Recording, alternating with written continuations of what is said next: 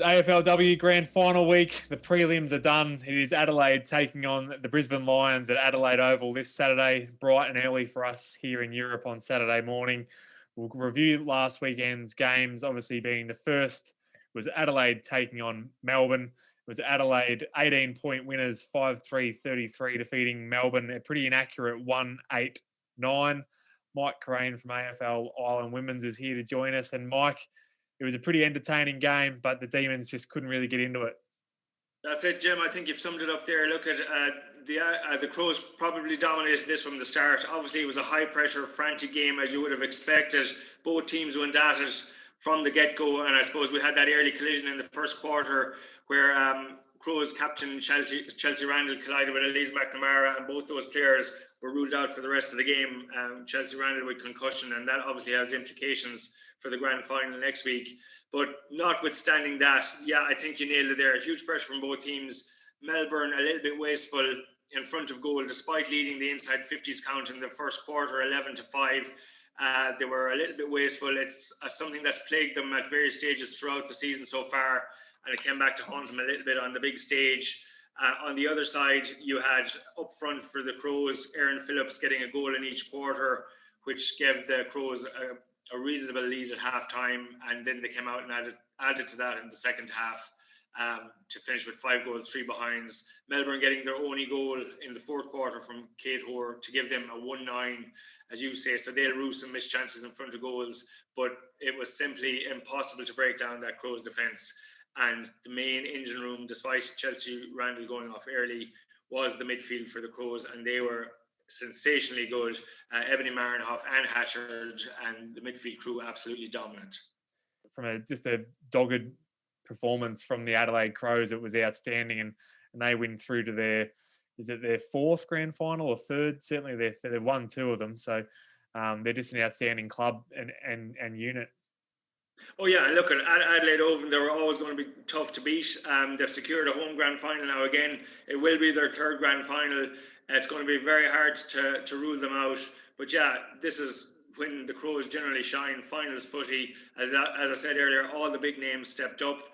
Ebony Marinov with a record 35 possessions for a finals game, and Hatchard with 27 and a goal, I think. So really the big guns firing. Erin Phillips, the veteran up front, 2 goals. So all the big names stood up, and Adelaide has such a strong depth of talent in the squad. They're going to be a very difficult team to beat. But as you've said, yeah, they've secured the grand final. They're back in Adelaide Oval next weekend. Lauren Magee, just the 3 disposals this week, 2 tackles. I guess she was probably a symptom of Melbourne. Every time she got near the ball, she was just latched onto straight away. She probably had more touch of the ball, but she got tackled right away on a few occasions, I guess. They might have watched Lauren from the previous week and saw the pressure game that she brought. She spent a lot of the game on Chloe Shear, who would have been a more physically stronger player than she would have matched up against the previous week.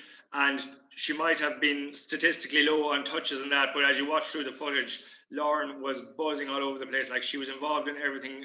She was applying huge pressure anywhere the contest was, but overall a little bit less effective than the previous week, but definitely not for a want of effort. A huge contribution from her throughout the game.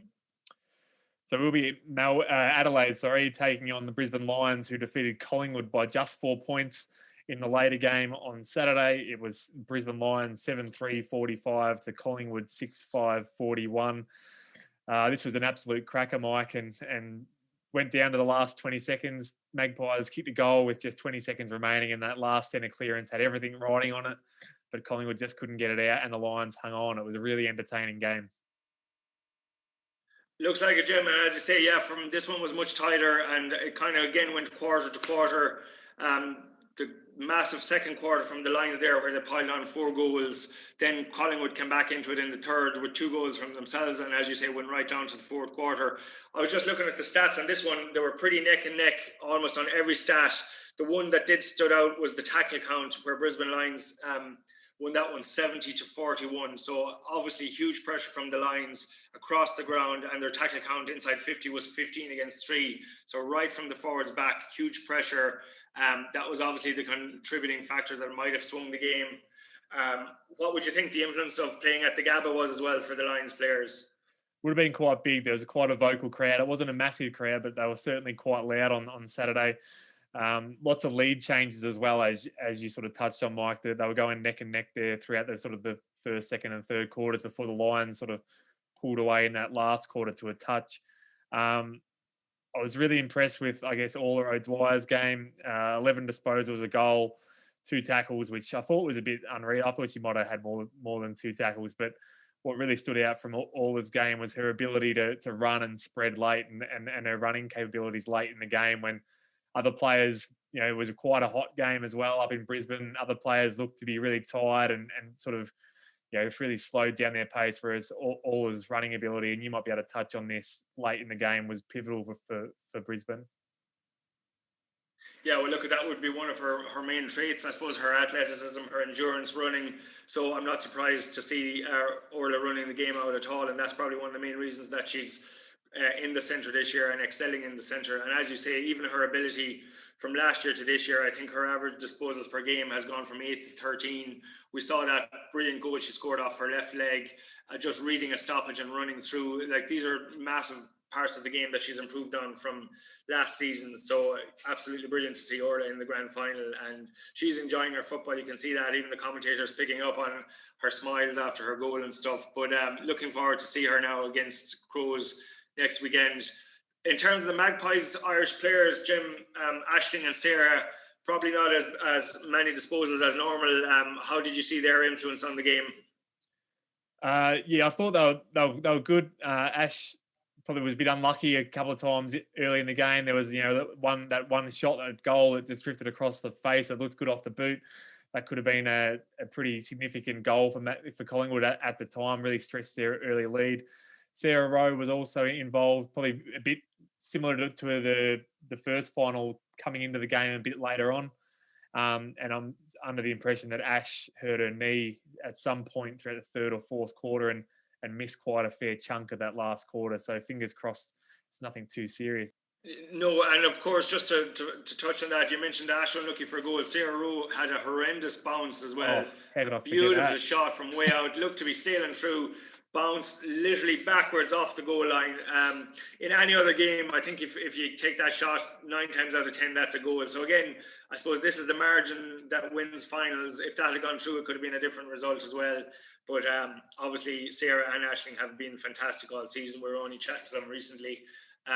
They can be proud, and the Magpies can be proud of a huge season. And we look forward to more from them going forward. But it's on to the big dance, as they say, next weekend now, and it's Crows versus Lions, Adelaide Oval. Orla O'Dwyer for Brisbane Lions. Hopefully we might see Ailish Constantine involved for the Crows. Again, she was an emergency player this weekend. With Chelsea Randall now looking almost certain to miss out under the concussion protocols, is there a chance that Ailish makes it into the squad? It would be fantastic if she did, and we could have a scenario, depending how it plays out, where we end up after the grand final with one Irish player with 2 premiership medals, or a second Irish player winning her first premiership medal. And I think either of those scenarios is fantastic for the sport. Absolutely. And it'd be interesting to watch. I can't wait for the teams to be announced. Obviously, you don't want to see sort of Chelsea Randall miss out, but obviously she looks like she's going to with these new concussion protocols, as you mentioned. And just fingers crossed for Ailish that she can get herself back in. It's a massive call for the coaching staff. The other emergency on the weekend was Chelsea Biddle, who is a key forward. She's played 4 games this season. So whether they go for one or them, or pull out someone else from the key defence stocks to replace Chelsea Randall straight up, is going to be an interesting watch. But everything crossed for Ailish at the moment, and hopefully she can get back in there and have a crack at her second grand final. For sure, and it's going to be an exciting week. You can sense the build-up already. So everything down to the teams being announced, right up to the build-up of the game itself. We're really looking forward to this one, Jim. And this time next week, we'll have a chat again, and we will know who has that premiership medal. And I look forward to seeing how the action goes in the 2021 grand final. Thanks for joining us, and we'll chat to you next week when we can chat about the premiers, the runners-up, and also what people can look forward to for next year's AFLW season. So we'll talk to you then. Thanks, Jim.